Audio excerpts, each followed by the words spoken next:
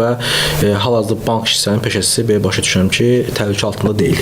Ümumiyyətlə hansısa bir sahə əgər yoxa çıxırsa, bu tarixən zaman olub, həmişə iqtisadi münasibətlər yeni bir formasiya alır.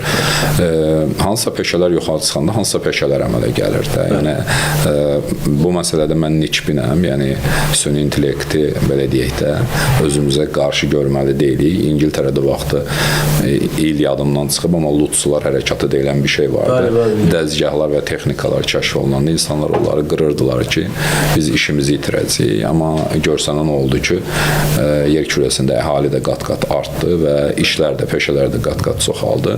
Ona görə də bədbin olmaq olmaz. Elə Elon Musk'ın da səhv eləmirəm sözüdür ya, hansısa mütəfəkkirin deyir, süni intellekt nüvə silahından təhlükəli ola bilər, amma yəni baxır kimin əlindədir. Amma düşünmürəm ki, dünya ölkələri, dünya dövlətləri bundan böyük ehtimalla xoş məqsədlər üçün istifadə edəcək və hal-hazırda da xoş məqsədlər üçün istifadə olunur. Yəni bizə əlavə zaman qazandırır. Bəli, tək həmişə inşallah gəl olsun, heç kim peşəsini itirməsin.